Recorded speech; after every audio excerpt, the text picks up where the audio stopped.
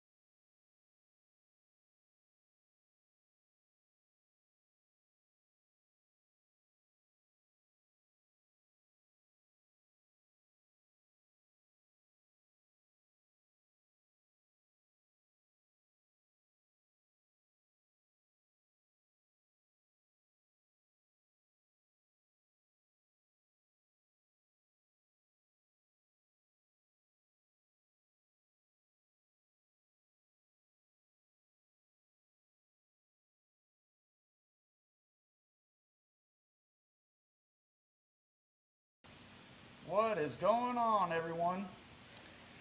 Welcome back. Welcome, welcome, welcome. So tonight, what we're going to do is we're going to go over so the roller lifter situation that we've experienced over the years. I got a customer engine we're putting together right now for drag week, which we're under the gun. We're working ahead of this as we're doing this video right now. But anyway, last year my customer had a failure with needle bearing style roller lifter. And so I did a little research to try to find out what's available and what's a little better than what we had. And actually, we had a pretty top of the line lifter in there, for last year. And they actually had a couple seasons of drag racing on them, but not a lot of passes. Maybe, I don't know, 50, 60 passes, which is nothing for a roller lifter. And but it did fail on drag week.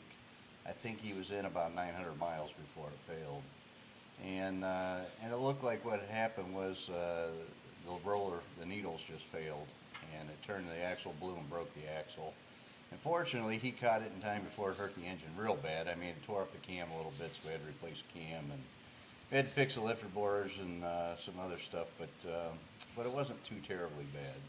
So anyhow, I researched and to find out who is using what for drag week, because there's a lot of guys been at it a lot longer than we have, and they know what to use and what not to use. And so I came up with a company. It's called BAM, B-A-M, and Brad Miller is the owner and engineer of that company.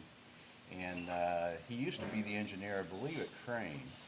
So anyway, he is making lifters now to fill that void, and they have a DLC coated bushing in them instead of a needle bearing.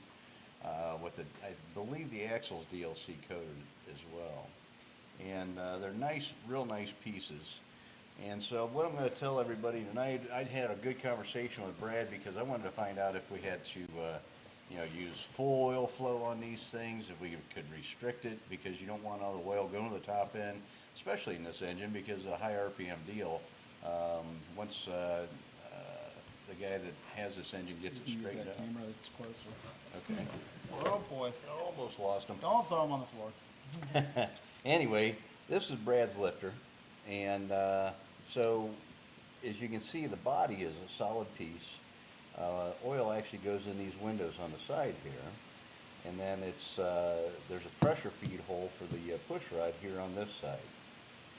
And then there's a pressure feed hole that I can't show you, but it's inside this little cavity here, and it actually pressure feeds the axle as well. And then, as a little precautionary, Brad added a couple on the sides here.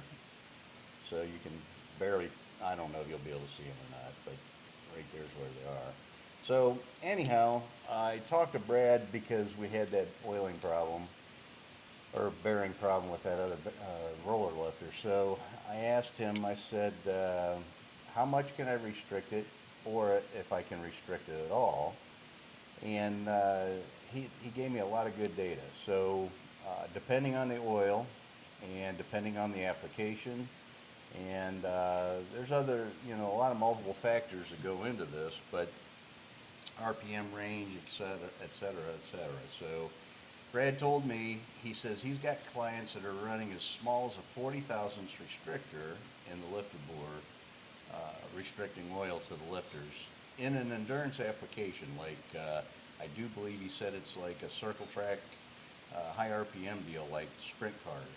And those guys are abusing their stuff. I mean, they run those things at wide open throttle most of the track, and it's somewhere around 9,000 to 10,000 RPM, I think. And so he told me that he preferred to have no oil restriction, obviously, but and Brad reassured me that he's got a lot of guys out there running his lifter in drag week, and they're not having any issues, and some of them are restricted and some of them are full. The problem with the full flow lifter, and if you look again on this lifter here, and I don't know if you can see it in this camera or not, but the feed hole is right here for the push rod, and we measured it. It's actually 94 thousandths. So it's not really restricted. Most the time whenever you do a lifter, or the lifter galley holes in a Pontiac are roughly, well, we use, I think they're 1/8 inch, or no, they're not 1/8 inch. They're smaller than that. A restrictor that's tiny. I don't know the exact size. So anyways, and then I drill those and I put a 30 thousandths hole in them. And so I don't think, what we did was we restricted it down to 62 thousandths, which is a 16th of an inch. And I okayed that with Brad because I want to get enough oil to the valve spring. But like I was getting ready to tell you guys, you don't want all the oil going through the lifter and going through the valve train, because at, say, 7,200 RPM, which I think this engine is going to be capable of when it gets it all dialed in, you can suck the pan dry pretty quick if all the oil's in the top end laying in the heads. And this guy runs a vacuum pump on it too. So anyways, like I was showing you, that body is super stout on these Brad or BAM lifters, compared to, like, this is another lifter that we used to use, and you can see this little band right here. That's where the oil band is on these lifters, and that's the push rod feed on the side of that thing. And so we used to run these, but this is what happens. And there's a couple of reasons for that. Shown on the Don cam. There we go. Oh, okay. my tech guy's failing me here. Well, how's it back and forth? I'm trying to keep up. So anyway, this lifter failed on us, and you can see here where the failure was. And the reason that failed is, okay, see how small that area is in there? It's not real big, and they didn't put a real generous radius in there either.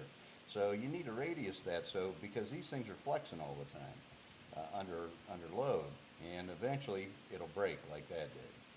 So we quit using this style lifter. I don't use those any longer. We just use the Brad lifters now. They're expensive. There's a lot of good companies out there. Brad's not the only one that makes these lifters. Um, Iski makes them. I believe Croward now has a bush lifter. I think that I know that Jessel does, and I know that Morel does. And we actually have a build going together. We're using some Morels in it, the Black Mamba, I think they're called, and they got black DLC coating on them. So there's a lot of good companies out there. Now that's for solid lifter applications. The hydraulic lifter applications, the only lifter that we will use now, because these are the only ones, these are the only ones that do not make noise whenever the oil thins out.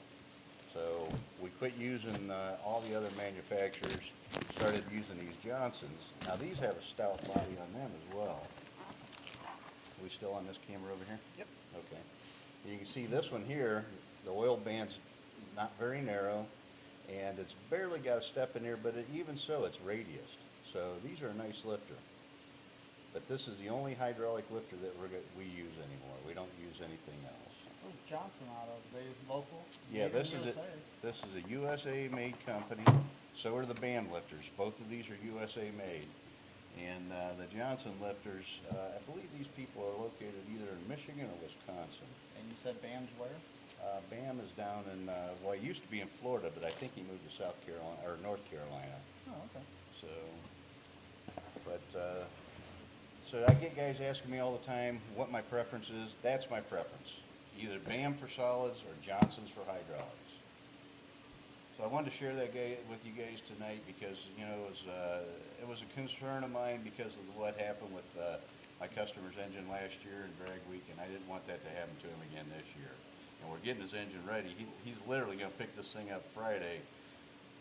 Hopefully gets it in the car by Saturday afternoon and gets a couple days drive time on this thing. I want him to put a couple hundred miles on it before he goes on drag week, just to make sure everything's A-okay.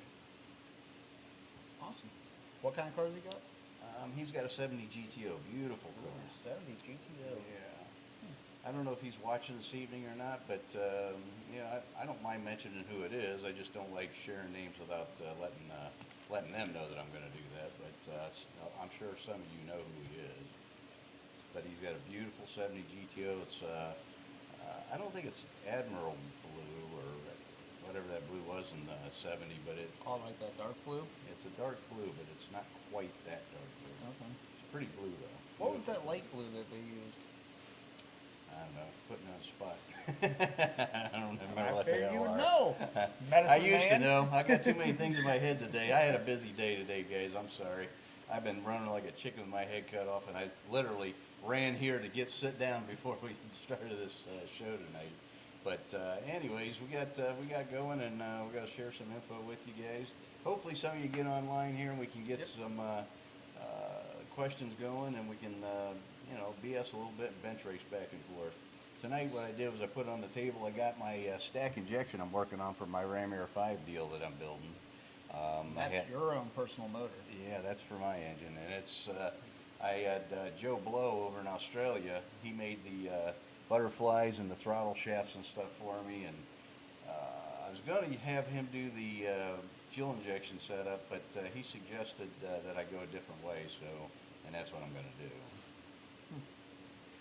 But that was recommended to me by John Dornbush. Oh, John Dornbush. Yeah, and I'm sure he's probably watching. Oh, I hope he is. If not, he's missing out again. Mm-hmm. We do have 6 viewers, and just to let you guys know, if you look in the bottom left screen or bottom left corner of your screen, you'll see how many people are watching us right now. And also, if you haven't noticed already, but in the top right corner, we will be having, if you subscribe to the channel, your name will pop up. So those are cool little features that I kicked in just to add a little pizzazz to the stream here. So Question. So the guys that missed the first part of the show, can they back that up on their computer, or do they have to wait till after we're done? they have to wait till after we're done. Okay. So sorry about that, guys. If you didn't get here early enough, you missed some good data, and you might want to rewatch the show after we're all done tonight. Yep. Yeah. If you caught us a little too late, you can ask questions, and we'll try to get back to the subject. But Yep. You Yeah, I know, mean, if you got a question, I'll be happy to answer. It's not a big yeah. deal. But yeah, Can I butt in? what? You can, they can go back from the live portion. Oh, they Oh, can go can? back? They can. Oh, okay. YouTube must have, or was that Facebook? You can't do that. I think Facebook you can, but this you Okay. can't. I knew one of the two you couldn't. Ah, I just went back and started the whole entire thing, and then I pushed the live button and brought me back in the live. Oh, there you go. So All right. our cam girl is in the background. yeah, she knows it. She knows more than we do. Yeah. And she says with YouTube Live, you can go back and watch what we said previously. So, and then if you hit live again, it will put you right where we're at in real time. Cool. That's cool. Small block, I'm assuming SB 1320. I'm assuming that'd be small block 1320. I'm gonna just call him SB 1320. Yep. He wants to know, have you ever done a 4 or 6 cylinder Pontiac? I used to own a 6-cylinder overhead cam engine that I had in a '67 Firebird, and it was a pretty trick piece for back in the day. This was back in, I don't know, man, it had to be, I think the late '80s is when I had that car. Might have been early '90s. Anyway, '67 Firebird 4-speed car with a 6-cylinder overhead cam Sprint 6 in it, and it had 13-to-1 compression. I ported the head, and we had a pretty nasty cam in it. At that time, you could still get camshafts for those engines, and it had aluminum connecting rods.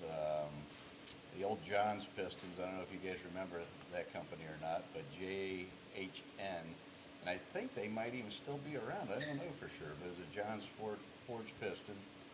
And of course, I had to build a header for that thing, and I think it had a Clifford intake manifold on it because they were available back then. With a Holly, I had a 750 Holly on it, and that car was A actually 750 on a 4-cylinder? 6-cylinder. 6, oh, 6 Yeah, cylinder, okay. 6-cylinder. I thought you said 4, I'm sorry. Yeah, and that thing actually ran pretty darn good. I think the best ET I ever ran with that was like a 13, yeah, it was low 13s. It was like 1310, somewhere around there. It was almost into 12s. And that was back when we really didn't have a good handle on camshafts and stuff. So I had to buy an off-the-shelf cam instead of having my own ground. But it ran good. It was a good running engine. So is that a true Pontiac 6-cylinder? Oh yeah, that Pontiac made the overhead cam set. Yep. And was that the, not the 301 that we seen, that was an 8-cylinder at the track.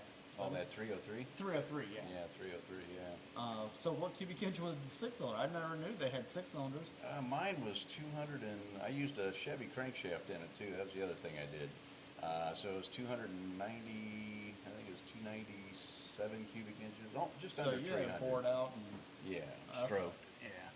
so Stock factory- Chevys are 292s, and mine was 30 over, so whatever that would have been, I'm not exactly sure. Gotcha. Yep. He says, really cool. DJ's here. Awesome. Awesome. And William, or Bill, Bill? yep. Hey, Bill. He says he was sorry for being late. He was working on his 440, having problems. Oh, man. That seems like the story of our lives. We're always having problems, right? Right? Mechanical stuff. Why do we like working on these again? I don't get it. It's more fun to sit around bullshit about it. Absolutely. I think that's why so many guys like to talk about it. Yep. But yeah, I didn't know Pontiac made a 6-cylinder. I thought it was just Chevy 6-cylinders. Yeah, now I tell you what, if you want to see a bad little 4-cylinder, look up Nunzi Romano on YouTube. And Nunzi's got a 63, I don't know if it's a Tempest or a Le Mans, but he's got a 4-cylinder in it with an old 421 Super Duty head on it. And last time I seen him run, he was deep in the 11s with that car. That's pretty impressive. I'm sure the car probably only weighs about 2,700 pounds, but still, that's pretty impressive for a 4-cylinder.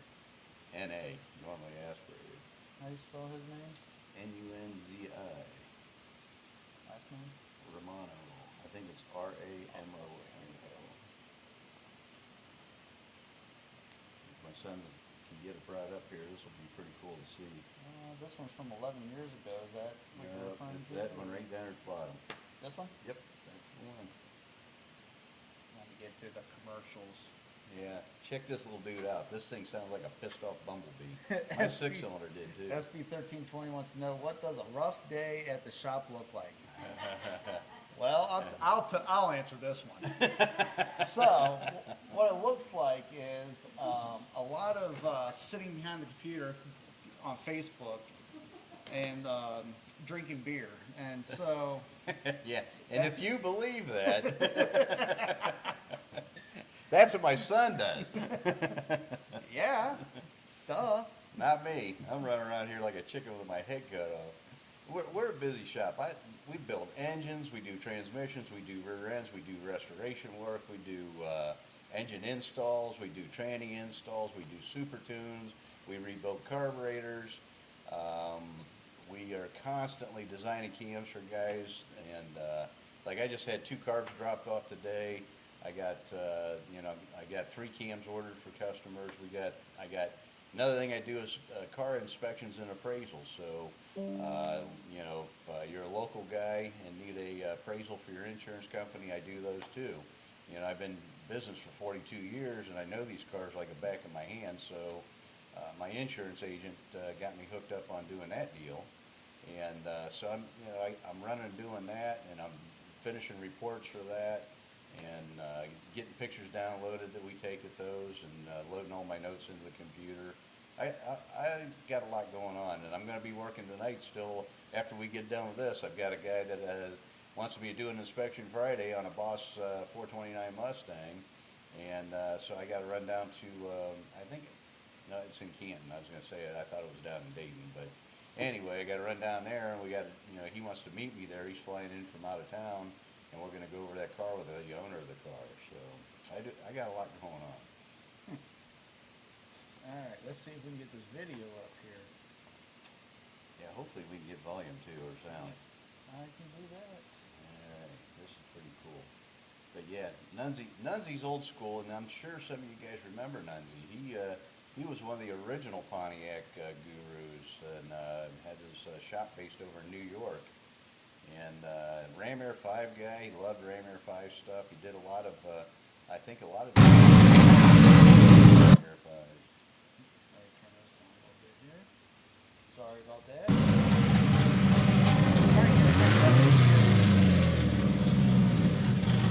Now, Nunzie, I think, he said in the 70s. I'm not sure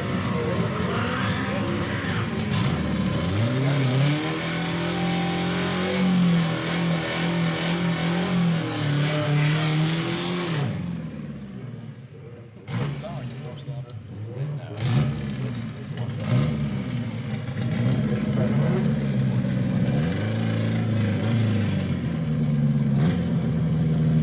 Yeah, Jason, I'm sitting.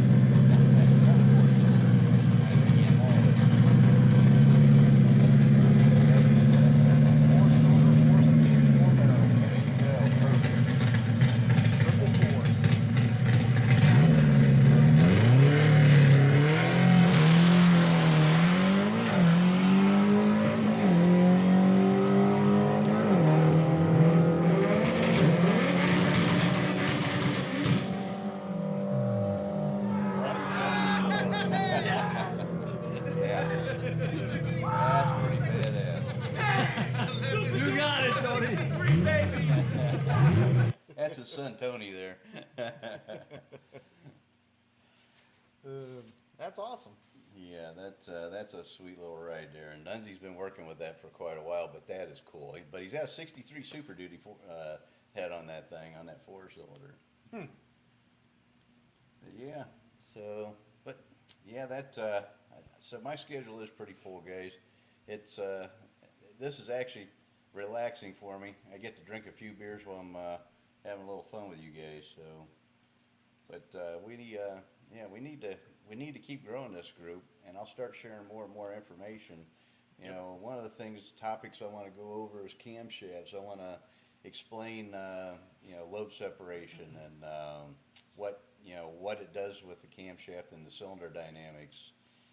Go over lift and ramp speeds, and there's a ton of stuff that I want to share with you guys, and it's probably not going to get done in sitting. We have to do it in a couple segments, but that's okay. You know, that way it keeps you guys coming back too. Yep. No, we got a lot more videos. A lot more videos. And this will get a little bit more exciting once we get a few more people involved, because then you know, we'll get more questions, and Yep. then it'll probably get crazy, because that's what happened to me when I was on Canton Road, and I was you know, doing the seminars there, and I only had at that time, you know, 70 to 100 people would show up. So, but it was crazy, and a lot of times, I mean, I did it from 7 to 8 there too, but I didn't get out of there till usually midnight because everybody hung around. We were BSing about stuff till then. Well, we got 8 people watching now, so it's growing. It is growing. And That's it's good. awesome. Yep, that's Yep. awesome. You know what? I don't expect this to happen overnight. No. It took me probably 9 months to get up to 70, 80 guys at the shop. But the more we do, the more guys we get too. So my son and I were just talking about this tonight. What we want to do is we want to do a raffle again, like I did before. Well, not a raffle, giveaways. Oh, we can't do a raffle? Mm, Not allowed? not allowed. Says who? Hey. So anyway, okay, we're not gonna do raffles, we're gonna do giveaways. But I'm gonna, yeah, I'll probably, you know, I'll get headers and camshafts or whatever, you know what I mean? But I gotta have a pretty good sized audience before I can do that. But I Yeah. did it when I was on Canton Road, and it worked out well. Yeah, we're going to figure out ways to get, you know, merchandise, our merchandise, and stuff that we have that, you know, that you guys could use for. It's not going to be just something that you're going to throw away or anything. Well, not only that, we'll do t-shirts, and Yeah. we'll do ball caps and hoodies and shorts for the girls, or tank tops, and I got somebody that can do that. yeah, so we get all kinds of things on the plans, but getting there. We just Yep. got to get there. Yep. Bill says it's not his 440. It's his neighbor's tight cam number 4 bearing. That sucks. Yep. And SB 1320, he wants to know, what was it like putting in all the R&D into the cylinder heads you developed while not knowing how popular they would be? Well, there is a lot of R&D. Well, and- I think before you get into that, though, I think you got to rewind back to the Tiger head, because you already kind of knew how popular your Rammer 5 head would be from the Tiger head. Well, I did, and honestly, the Rammer 5 head has actually done a little better than I anticipated, because it's not not for everybody. You know, the port arrangement's totally different. This is the intake manifold. This ain't a header. So you see the two intake ports Yeah. are together, and this is an intake port on each end here. Those are not zoomies. Yeah, those are not zoomies. That are intake runners, and those are 3-inch in diameter too. But anyways,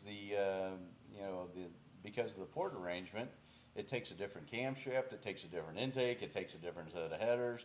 Everything's different, and the only thing that's the same is the valve cover and maybe the rocker arms. It takes different push rods. It takes everything's different. So. Well, it's the same block. Yeah, it goes on a block. I made it so it'll fit on a I made it so it's for a 4 150 bore, but you got to put such a little exhaust valve in it that it it kind of restricts the cylinder head a little bit. But if you want to run on the street, you can do that on a 400 or 455, and have that wow factor when you pop the hood. Not very many people have seen tunnel bored heads, especially for Pontiacs. But so the head. You're right. It was a lot of stress because it costs a lot of money to develop a cylinder head. Yeah, you see all that gray hair right there, everyone? That is- Yeah, I just got that over the last 10 years. And so that the money part of it, and then the stress of trying to run a business and trying to develop the head, and working with CAD designers and with foundries and with machine shops and everything that goes into it. I mean, it's a lot of work, and it takes years to develop. I mean, it doesn't happen in a couple of months like everybody thinks it does. Yeah, where's that 3D print at? I put it back in the Oh. cabinet.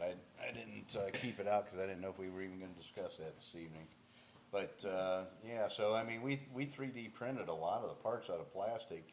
My buddy and CAD designer. We call him Sam, but his name's Salvador Augusta.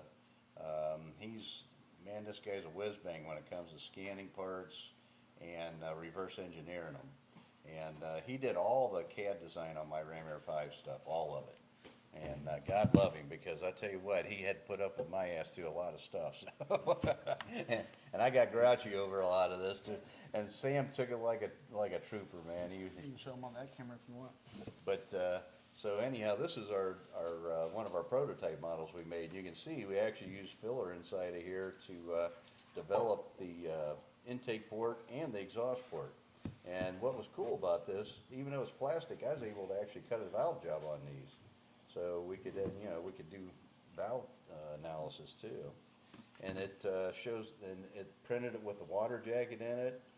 It shows me where the water's all going through the cylinder head here and underneath the intake ports into the water holes and around the combustion chambers, around the spark plug. You can see where it goes inside there and around the spark plug. I don't know if you guys can see that or not. But there's, I had to make sure there's plenty of water around the chamber to cool the chambers. And then it allowed me to do like the oil drain back. This is the oil drain back hole right here. So there was a lot of things. And then the other thing it did too is it allowed me to see the deck thickness. So like over here, it wasn't as thick as I wanted it to be. So we ended up making the deck about that thick over on this side, almost as thick as this side here. So I wanted this head to be good for like a turbo or a blower car or a nitrous car. I wanted to have a nice solid platform for this cylinder head so it didn't warp or crack. But yeah, and Sam, he did all that for me. Another thing he did too, and it's kind of hard because he's not really a car guy, so he didn't know the history of Pontiac, so he had to read my mind, which is really hard to do. Yeah, it is. And so when I'm talking to this guy, it's like I'm talking to him in Spanish or something. He couldn't quite grasp what I wanted to do. And that's okay, because he did awesome. I wanted to keep the factory features on the ends of the heads. If you look at a factory Ram Air 5 head, it has these features, and it has this freeze plug on the end. That was important to me. I wanted everybody to be able to identify it, that who knew what a Ram Air 5 head looks like. And the other thing was, too, is they actually put air injector bosses on these because they were going to put these in production cars. And they had to use an air pump on them to get these things to pass emissions, even back in 69 and 70. And then these are machining pads that GM used to have. They had a jig that the head would sit in, and it sat down on that machining pad, and that's how they machined everything. I don't do that, but that's how they did it. I think also too, like, to go along with the guy's question, from me seeing it growing up, I mean, I watched my dad sit there for hours with Sam, and they would sit there and just take a little here, add a little there, take a little here, add a little there. And, that's stuff that my dad already kind of knew what he wanted. And I think a lot of it had to do with your knowledge from doing the cylinder heads. But also, too, I think you learned a lot from the Tiger head. Oh, I did. The Tiger head taught me a ton. That cylinder head, I think I mentioned it before in our other videos, that not only was it the first 400 CFM Pontiac cylinder head, that was probably one of the first 400 CFM heads for any engine outside of Pro Stock at that time. And so I don't get a lot of credit for that I should be getting for that head. That was a first for a lot of platforms and not just Pontiac. And because I remember after my head had been on the market for a little bit, AFR hired a guy to do a 400 CFM big block Chevy head for them because they didn't have it. They couldn't get it. They were getting 350, 360. And so they, and my Ram Air, or my Tiger head, when I got done with it, actually flowed 420 CFM. That was a kick-ass head. Yeah. And very, very good piece. And that's why a lot of guys are running it today, and they're running fast and hard.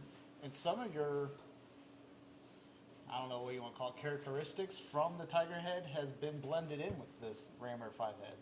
A little bit, but not a lot. The only thing that I did the one thing that I learned from the Tiger head that I did pass on to this cylinder head was the deck thickness, because we had some trouble with that head. And then, of course, that head, you got two center exhaust valves, and you got a lot of heat there. So I wanted to make sure we had plenty of water around the chamber so we didn't have an issue there too. And then the other thing that I learned from that too was push rod location. You know, so you got to have plenty of room for a big push rod. My Ram Air 5 heads, you can put a 1/2-inch push rod in them. You don't really need it because the valve train's so stable. That was another thing that Sam and we wrestled with because, you know, because he's not a car guy, he didn't quite understand what I was talking about when it come to valve train stability. And it was very important to me that we got this pad right here at the correct angle for the correct angle of the valves and the push rod coming up, because I wanted to minimize the deflection in the valve train as much as I possibly could. And so that took some tweaking and then a lot of computer analysis. And Sam, he was able to do all that for me. He run it through the computer and he'd say, okay, you know, we did this and look what's going on. You can actually see the flex in the push rod. And I'm telling you right now, these Ram Air 5 heads are amazing. These things are going to 8,000 RPM with a 3/8 push rod, and we are not having any valve train problems, none. So that paid off big time for me. And that's with a stud mounted rocker even. Wow. Yeah. And his next question, his backup question, would be what was the biggest challenge to the RA5 development? The biggest challenge? Money. That's always the issue. You know, it costs a lot of money to develop a product like this. I think too, though, just from outside looking in, it would have been trying to convince people to buy this head over the Tiger head. Well, or just buy the head, period, you know, because it's expensive. I didn't cut no corners on this product, so I can't sell it for discount store pricing. You know, everything in this product is top of the line. And we used the best foundries.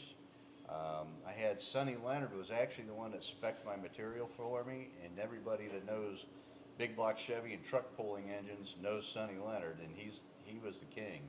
I think poor guy passed on now, but anyway, he spec'd my aluminum for me. I used the best foundries in the country that I could find. It was important to me that it was made in the United States, not overseas. I had so many people say, well, if you do it overseas, you can cut the price down by $1,000 a pair. I don't care. You know what? If you don't want to pay my price, don't buy my head. I got a competitor out there, you can buy him cheaper from him. I don't care. My product, I'm not cutting corners on. I want it to be the best it can be. And to do that requires premium parts, premium CAD design, premium everything. I mean, it's expensive. It's not cheap. Yep. For sure. But I will say, I mean, this has to be, I mean, just cast. I would say this has to be the best Pontiac head out there. Well, that remains to be seen yet because we're just starting to get this going. You guys got to remember, you know, everybody says, well, is anybody doing it? No, it takes a long time to develop an engine program. And there are guys doing it. But they're not, you know, it's their first at bat. So it's like anything. When you first start doing something, you have to learn. You got a learning curve to go through. You're not going to go start from little league and go into the pros. It just isn't going to happen. It don't work that way. And the same thing with cylinder head development or engine development or any of that stuff. You got to take certain steps before, and you got to learn from them steps. And, you know, guys get mad at me all the time. Well, you told me you'll do this. No, I didn't tell you that. I said it's capable. I didn't tell you you'll do it. It is capable. There's a big difference between capable and doing it. It'll do it if you've got enough gumption and enough money and enough everything around you support to make it happen. If you don't, it's not going to happen. Guys fail all the time. Well, Ed Page has a good system going on right now with your heads. Absolutely. Ed's doing what it takes. He's figuring things out. Yep. And that's the thing. I would say R&D is still going on with these heads. Mm-hmm. They're not figured out yet. you have what, 3 customers maybe that are really pushing to see what these heads are capable of doing? Yeah, we got a couple guys, good old boys down in Tennessee, and if they're watching, I'll mention who they are. But they've got some beautiful cars, and they got a couple sets of my heads, and they're trying to figure these things out, and they're doing really really well actually. The father of the team, he's made I don't know if it's 1111 or 1121, somewhere over 1100 horsepower with a single 4 barrel, I do believe. Or no, he did that with 2 4s. I'm sorry, but his son just dynoed and made like 1080, I think it was, with a single 4 barrel. Oh, So wow. they're getting a handle on it. They're starting to figure it out, and everybody thinks because the problem with the Ram Air 5 head, the biggest problem is because it's like a mystery head to everybody. They think that it's going to do these magical things when you put it on their engine, and it doesn't work that way. You have to figure out what the cylinder head wants. That means cam timing, it means header tube size, it means intake manifold runner length and diameter and valve job angles. And I mean, there is so much that goes into this, and you're not going to figure it out putting one engine together. You're going to have to put it together, go to the track and do like I did, how I learned everything that I know. Like I told you guys before, I would race on Wednesday. I'd be back home Wednesday night. Next morning, I'd have my engine out of the car, changing the camshaft or pulling the cylinder heads or whatever. So I'd go back to the track on Friday. And I did that a lot to learn what I know. And that's what it takes. And if you guys aren't willing to do that, don't buy this head. Buy an Edelbrock head. It's already been scienced out. Everybody knows how it works. You can make your 600 horsepower with that cylinder head, and you don't have to spend a lot of money. I mean, it's going to cost you a few bucks, but not what this head's going to cost you.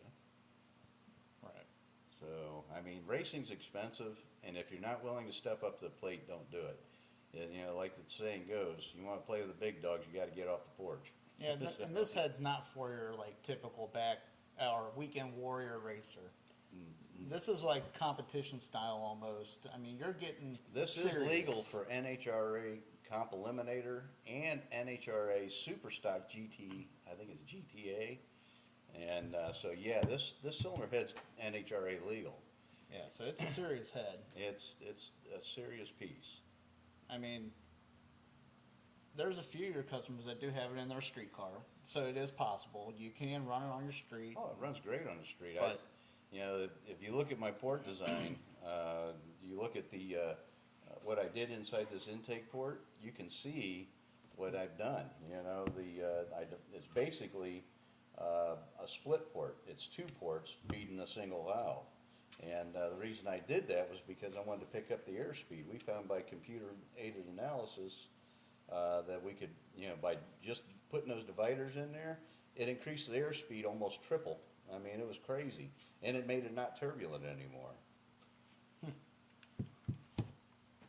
All right. So hopefully that answers your question, SB 1320. It's more than just a simple answer because really there's a lot that goes into it, and my dad's probably getting phone calls all the time with questions about these heads. I mean, So a lot of guys want to run these cylinder heads until they find out what the cost is. And actually, to be quite honest with you, I can do an entry level for you guys if you want to do it to get started. The nice thing about this head, look at the platform. You can't look at the initial cost and say, oh, I can't do it. Look at this platform. You are unlimited when it comes to making horsepower with this cylinder head. And the reason is because my port we got a race port that is quite a bit bigger than this port. So there's a lot of room to grow, and you can make a lot of horsepower with this cylinder head if you're smart and you know how to play with camshafts and play with cylinder or valve seats and all the different things that go into it.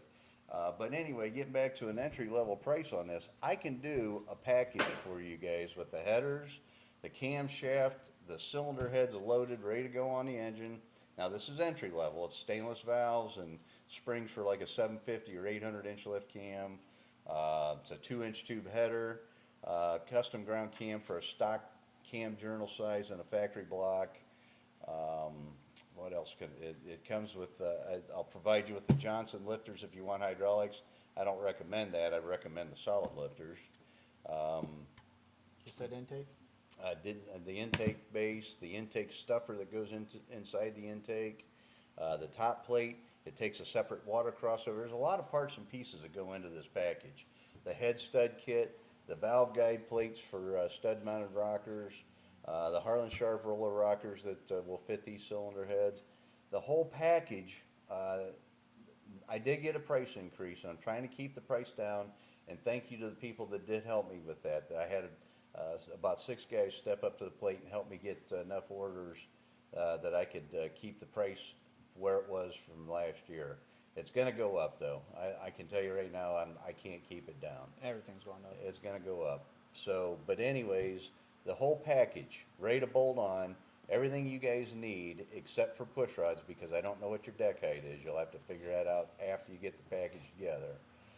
The intake gaskets, the header gaskets, all the fasteners for the intake manifold, the gaskets for the water crossover, everything that you need to bolt this thing on except for the push rods, I can do for right around $13,000.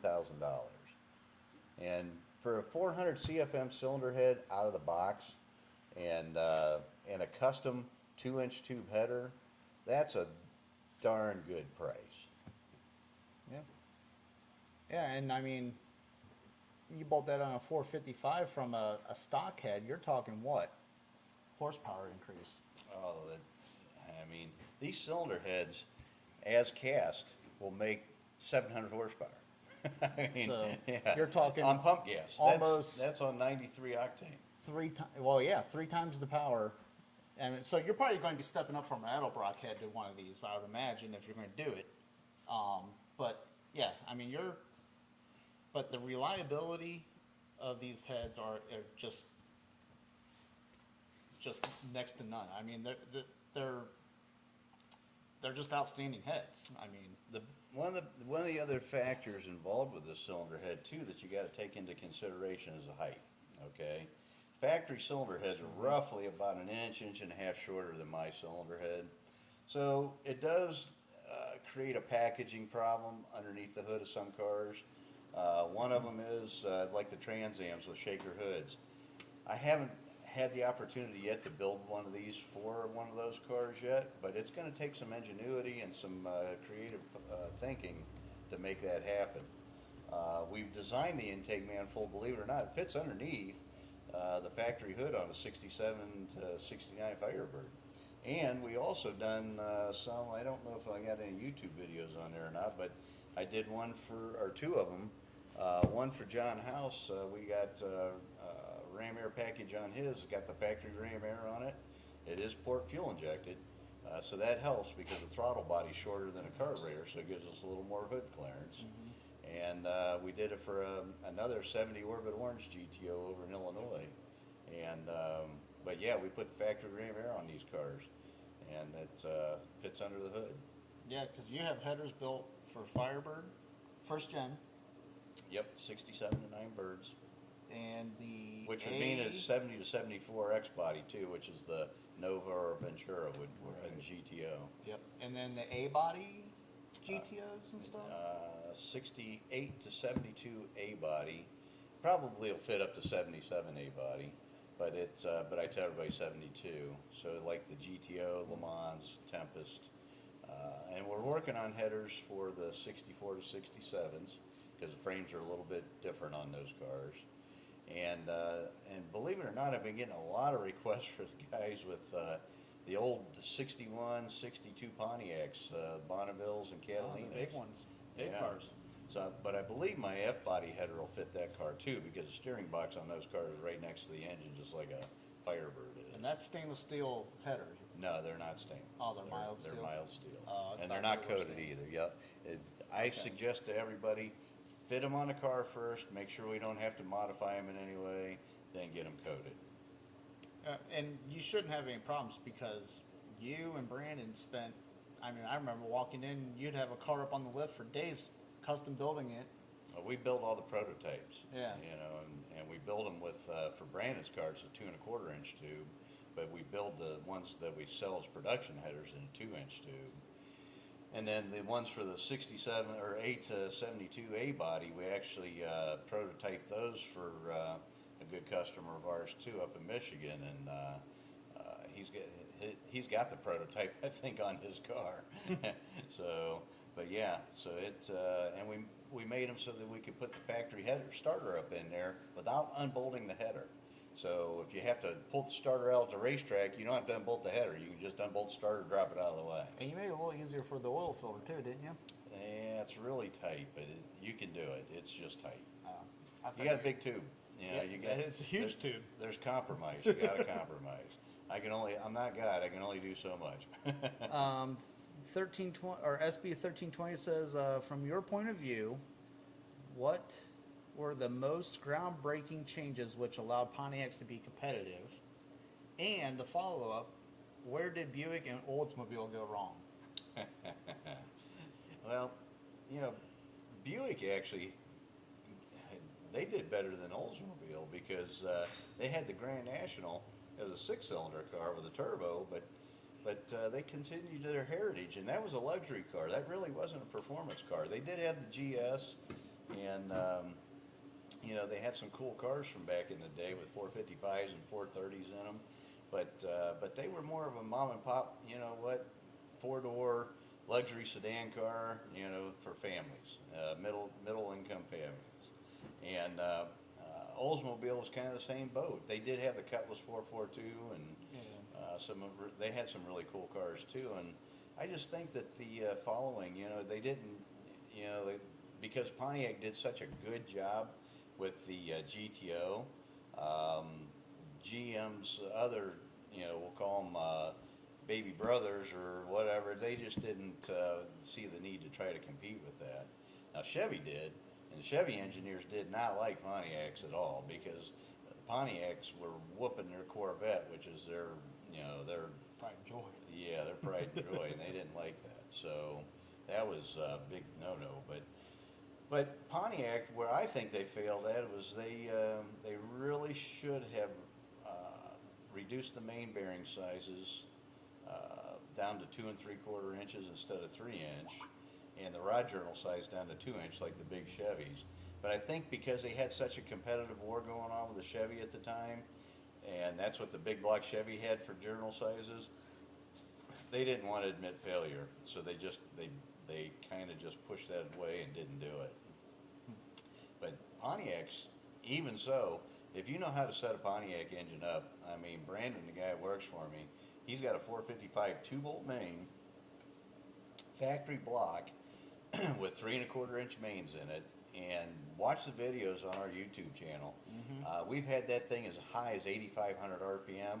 He's dropped the pan off to look at the bearings, and they look brand new. Yep. And that's amazing for a 2-bolt main block, and he does have studs in it. It's not a factory bolt, and we did see the cap was fretting. What fretting means is it walks around on the block, and it actually leaves witness marks, shining marks where the caps are walking around on the block, and they call that fretting. But Pontiac was smart because what they did was they put dowel pins in there and used a 1/2 inch bolt. So you really don't need a 4-bolt main Pontiac engine like you do a Chevy. Chevy's caps just sit on the block, and it's got like a step on each side that keeps the cap from walking this way, but it don't keep it from walking back and forth like that. So you need those extra bolts on the ends to keep that cap secured so it doesn't walk around on you. And Pontiac has that recess too. To keep it. No. I thought they All did. Pontiac tried that with their block, and then they took it off. So. Oh, okay. But no. So But yeah, I think too though Buick and Oldsmobile, I don't think they were ever trying to be in the race with like high performance. I think they were trying to go for luxury. Yeah, they had some cool stuff. You know, there was a company called Batten, I think it was, and maybe another one called Aries, and they did some Oldsmobile overhead cam stuff back in the day. I don't think it was anything to do with GM though. I think that was all private companies like me that were trying to do something with Oldsmobiles. Probably because the guy loved them just like we love Pontiacs. Yeah, because I mean, you know, any classic muscle car that you can think of is going to be like the Charger, the Cuda, Firebird, the Well, GTO, everybody argues Camaro. that Chrysler was the first ones to put a big engine in a lightweight car. And you know what? Honestly, they did. Back in '63, I think it was, they put a 413, I believe, in I don't know if it was a Belvedere or what it was. But anyhow, and that car, the Chryslers are light. I mean, them things don't weigh nothing. So, is that my camera going off? No, I think it's this. No, I think it's my Oh, the camera. light switching? I think it's my security camera. It's Oh. because it's getting dark outside. I was gonna say something's clicking. I thought. But anyways, yeah. So that so Chrysler did have some pretty cool stuff. They had the 413 wedge with those great big long cross rams on them, and but Pontiac, what they did was they advertised. Yeah. And John DeLorean knew that if he put enough advertising out there that car would be successful, and he took it out personally and street raced that thing in Detroit. Yep. And kicked everybody's butt, and then everybody started talking about, like, what was that? That was a Le Mans. How come that car's so fast? And so there's a good story, I think, on YouTube about that, actually. But yeah, Pontiac, they did a really good job of advertising. I wish they would have continued. I think that they should have got rid of, well, they did get rid of Oldsmobile, but they should have probably thought about not getting rid of Pontiac whenever they downsized GM. SB 1320, he asked, did they inherit? I'm assuming it's he. I'm sorry, I shouldn't even assume. They asked, did they inherit design issues like valve angles or combustion chamber issues which don't lend well to high performance? I'm thinking that you're talking about the Buick and Oldsmobile, and they did have poor combustion chamber designs. Yeah. And Oldsmobiles, that's a good little thing to touch on real quick. You can't use a Buick carburetor on an Oldsmobile or a Pontiac or a Chevy. You can't mix them. You can't use an Oldsmobile carburetor on a Buick or a Pontiac or a Chevy, any of those. And the reason is because each one of those engines, because of the cylinder head design, combustion chamber design, and different things like that, the metering circuits in the carburetors are totally different on all those carburetors. Now, when I say you can't use it, you can't just take it off a 455 Buick and put it on a 455 Pontiac and expect it to run perfect. You can put it on there and it'll run, but it's just not going to be optimized. And I learned that kind of the hard way. I put a Buick 455 carburetor on one of my Pontiac 455s, and the car just turned into a turd. It wouldn't even hardly turn the tires over. And so I thought something was wrong with my engine. So I screwed around with plug wires and timing, and I messed with this car for about a month. And finally I put my Quadrajet back on the car, and boom, instantly back where it was. So, and I did the same thing with the Chevy carburetor on a Pontiac. They just have a totally different circuit involved, and they just won't run the same way. I was gonna say, typically what you see is a Chevy on top of a Pontiac. A lot of guys put Chevy carburetors on Pontiacs, and they don't run right. We straighten out a lot of those cars. I get a lot of them here, and I take and show them what's going on and put one of our Pontiac carburetors on it, and they can't believe the difference. They thought it ran good before, but then when they get a Pontiac carburetor on it, then they're amazed. So, That's funny. but yeah, I would say that the Olds and Buick engineers probably they weren't concerned about performance, honestly. They had a 455 because everybody was doing 455s. And so they just put it in the Buick GS because that was their sports car at the time. But and those are cool cars, and I've got quite a few Buick customers, and I've done some work on them, and they run good. I mean, I've got a couple of guys out there running 11s with factory iron heads. Yep. And those cars are heavy. They're like Pontiacs. Yep. They might even be heavier than Pontiacs because they got all the insulation and stuff in them. He said, "Yep, that's what he was asking, or they were asking, and thank you for explaining why Buicks and Olds didn't continue to compete." Yep, that wasn't their thing. They were more into the luxuries, and rightfully so. I mean, look at the beautiful cars they had. Yep. You know, the Electra 225 and the Chrome everywhere. oh man, those cars are gorgeous cars. It was Now like we you're did have a riding Buick boat. guy that used to run the track back in the day. Whenever we used to run at Meander, Youngstown, he had a Buick Electra 225, and I think he had a 455 Buick in it too. But it had regular radial, not a drag radial on it. But because the back of the trunk from the bumper to the rear axle was as long as this table, and so it had so much overhang, it literally would pull the front left wheel off the ground that high, ran like 1280s on street tires. It was crazy. It was a cool car.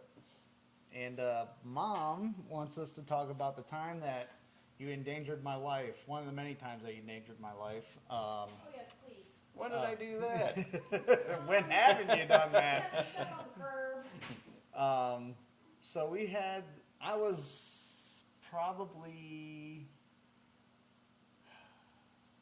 9, 10 years old, I would say. Probably 10 or 11.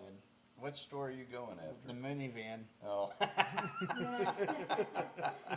I didn't endanger your life with that, but it was funny.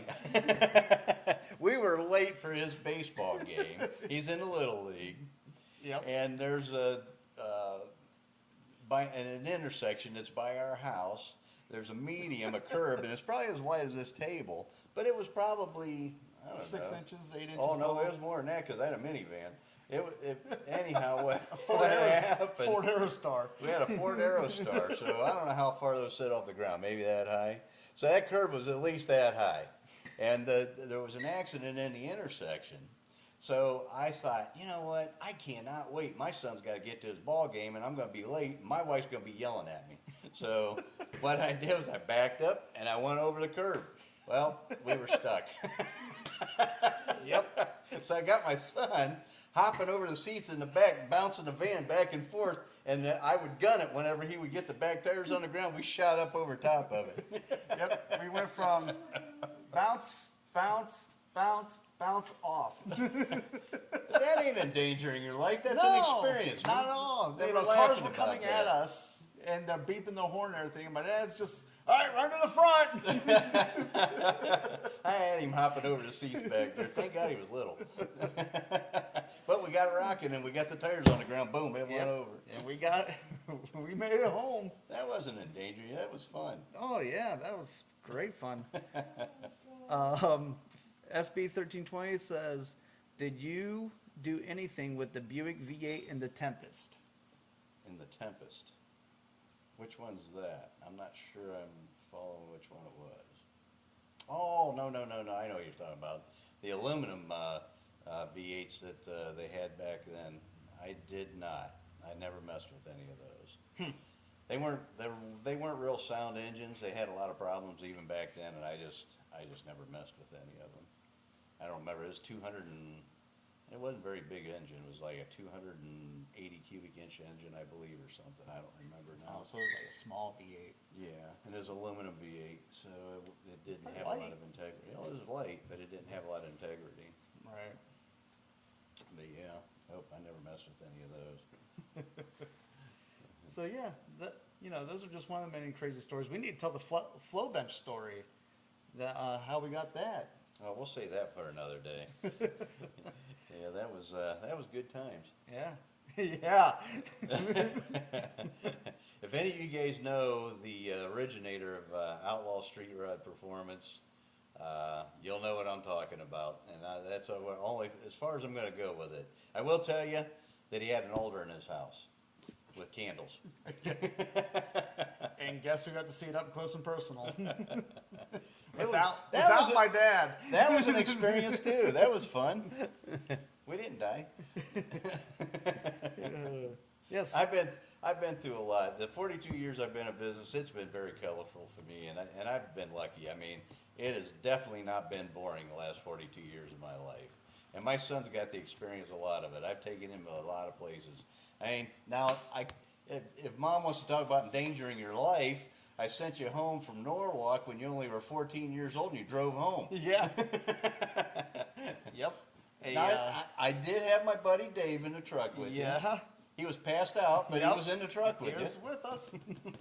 Yes, he was.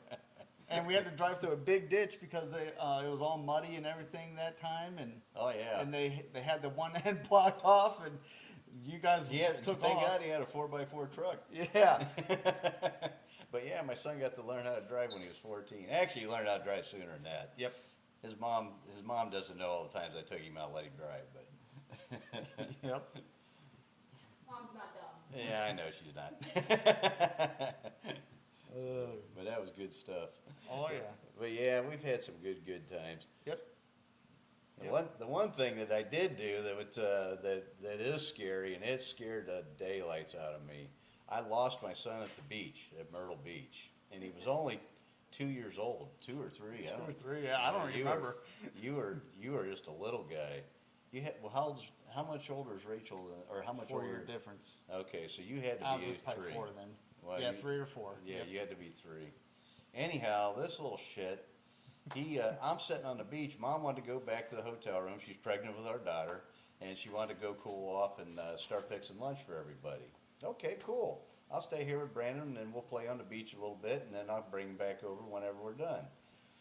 So she walks away, and he must have seen her walk away, because he was playing in the sand with his sand toys. I'm looking at him. I was just playing with him, and I'm looking at him right in front of me, literally right in front of me.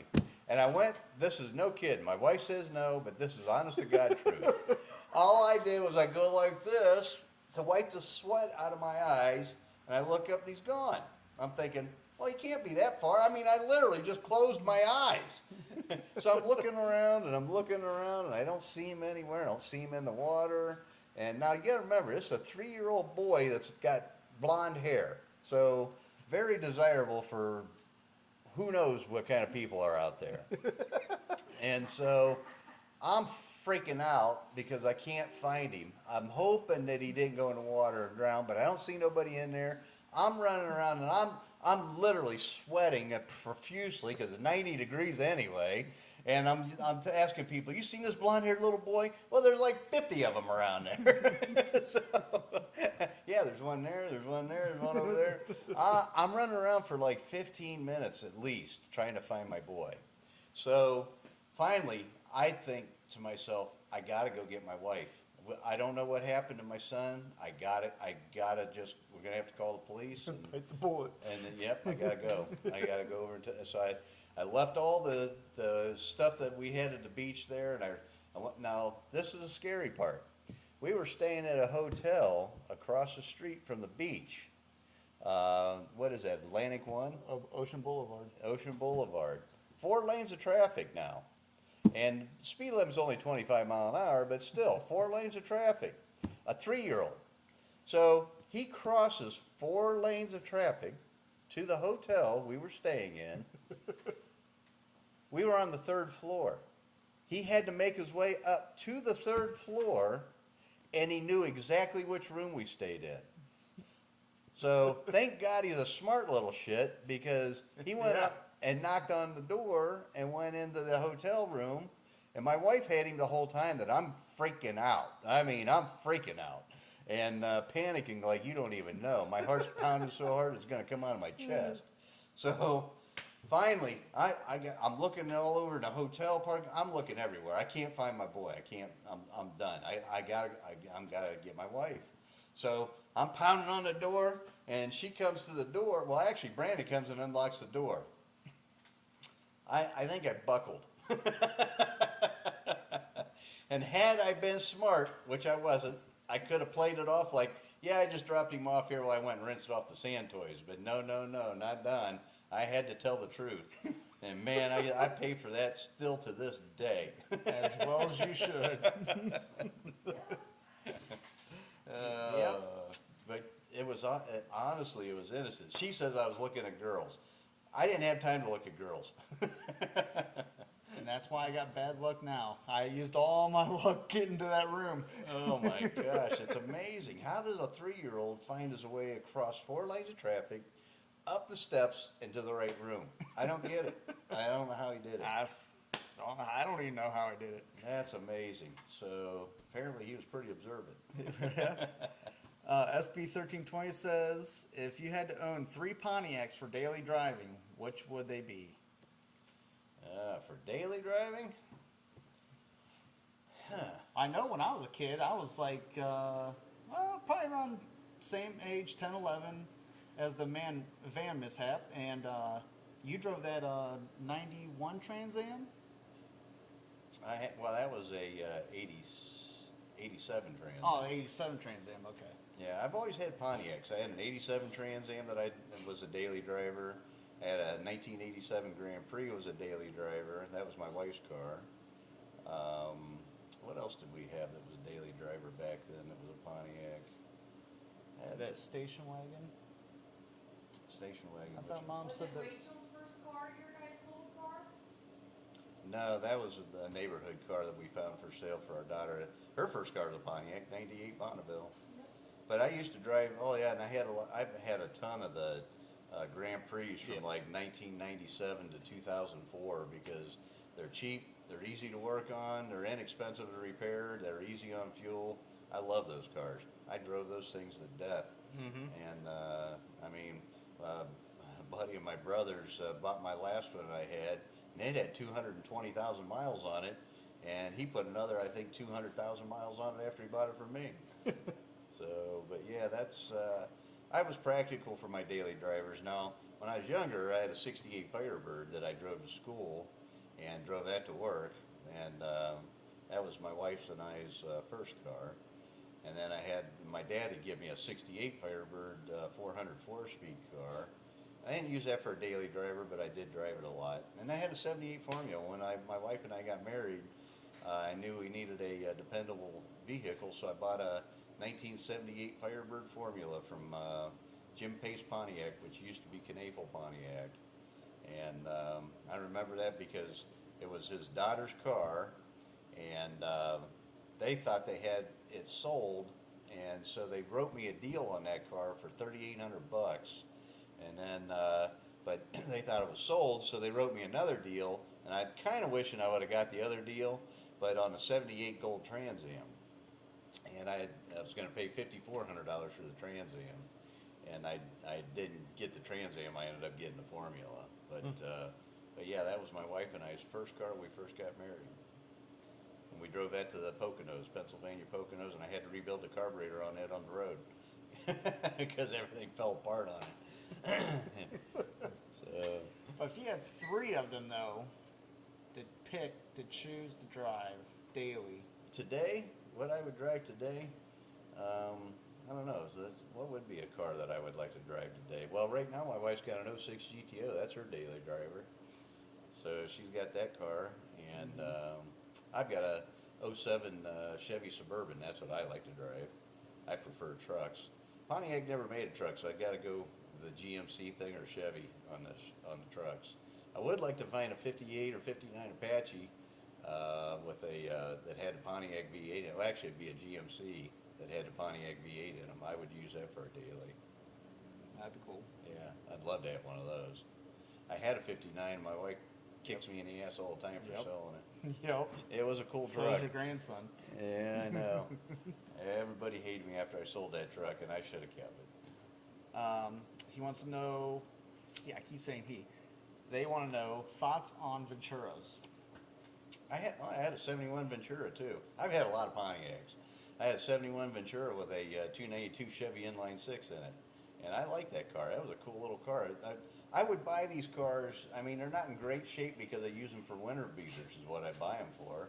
And I drove that 71 Ventura for 2 winters, I think it was, and all my friends laughed at me, and then I paid, I don't remember what I bought that car for, like $1,500 or something, and sold it 2 years later after I drove it for, winter beater for like $2,500. Wasn't it canary yellow? No, it was blue with a white roof. What yellow car did you have? I had a 77 Trans Am, it was yellow. Oh, okay. Yeah. I've had a lot of cars. A lot of Pontiacs. Mm-hmm. Absolutely. The only Pontiacs I have not ever had, I've never had a 64 GTO, and I don't know why. I've never had a 73 GTO. That's the only 2 GTOs I've never had. All the other years I've had. So I've had 71s, I've had 72s, I've had 74. I've had a lot of 70s, had a lot of 69s and 68s. Had a couple, I probably had about 5 or 6 67s. I had 2 66s. I had, I don't know, probably 5 65s, but no 64s. The first year for him. Yeah. So yeah, I've had a lot of Pontiacs through the years. Love Pontiacs. And I bought Grand Prix for my drag cars because they were cheap. You could get a G-body, you know, the 80, 81, 82, 83 G-bodies back then for less than $1,000. Yep. And they were clean. So, Yep. and they had a full frame under them. That's what I liked about them. I've had a lot of Firebirds too. I've had, I don't know, probably half a dozen 67 Firebirds and I don't know, 4 or 5 68 Firebirds and a couple 69 Firebirds, and I had a 73 Super Duty Trans Am. I wish I'd have never sold that car. That was a cool car. I should have kept that car. What do you think the best GTO, best year? I love 65s. They look futuristic even though they're old, but they got so much chrome on them, and that rear belt on the back for the chrome panel across the back, that is just cool. Yep. I love the looks of those cars. Well, that car too had like the perfect balance of sport and luxury. Yeah, those cars were big. You know, Yeah. I had that in my retail here, and I had my '68 Firebird in here next to it, and that car's probably about 1.5 feet longer than the Firebird. They're big cars. Yep. Not little like you think. Definitely not like a mid-sized car today. Right. Today's No. mid-sized cars are dinky compared to the mid-sized cars from the '60s. Yeah. But yeah, back then those cars are beautiful cars. And you know what? I'm not partial to just Pontiacs. I like Chevys. I like Chryslers. I like all of them. I prefer Pontiac over everything else. But I've had a lot of Chevy trucks. I've had a lot of Ford trucks. It's amazing to me how many vehicles I start thinking about how many vehicles I've had. Yeah. I had an '84 Chevy C10. I gave it to him. I had a Pontiac 400 in it. Yep. And he's still got that 400. He's going to put it in the '67 Firebird that he got from me. Yep. So, but yeah, I mean, that '67 Firebird he's got, I've owned that car for probably 35 years. Yeah. And the Sat in the 68, garage. 68 Firebird convertible I've owned that car for darn near 30 years. Yep. So I've had a lot of cars, and now I've got a 65 GTO, a 67 GTO, a 70 GTO Judge. I've got a 61 Catalina convertible. I've got a 78 Trans Am. I've got what other cars do I have right now? I can't even keep up with how many cars Yeah. I got. Neither can I. I got the 68 Firebird convertible. So we got the 06 GTO, the 71 Le Mans race car. Oh, yep. Yep. I got a 70 Le Mans. I've got Yes. Sunny Le Mans. Yeah. yeah. So still got a lot of Pontiacs. Yep.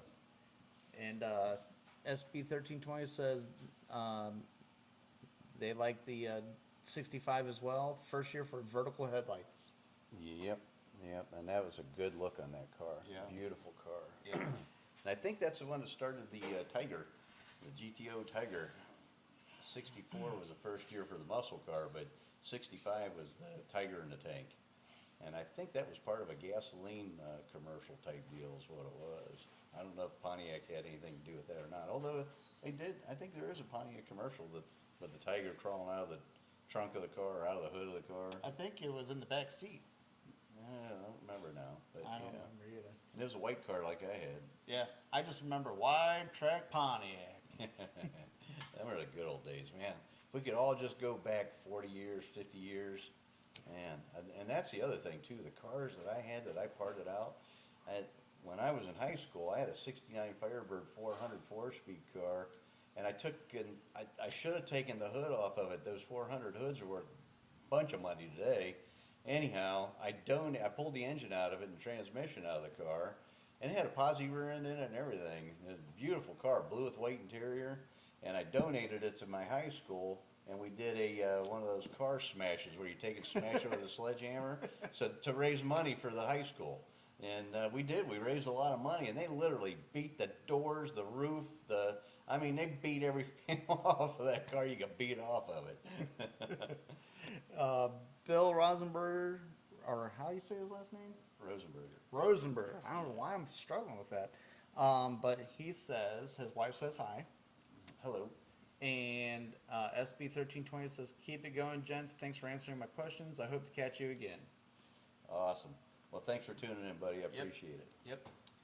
And hopefully we get a few more people in the audience next week. Keep sharing and make sure you tell all your friends so that we can build this. It is getting better. It's Yep. This Yep. is only our third time. Yep, third time. Well, actually, second time. The Yeah, first the time I first time screwed up. We failed the first time.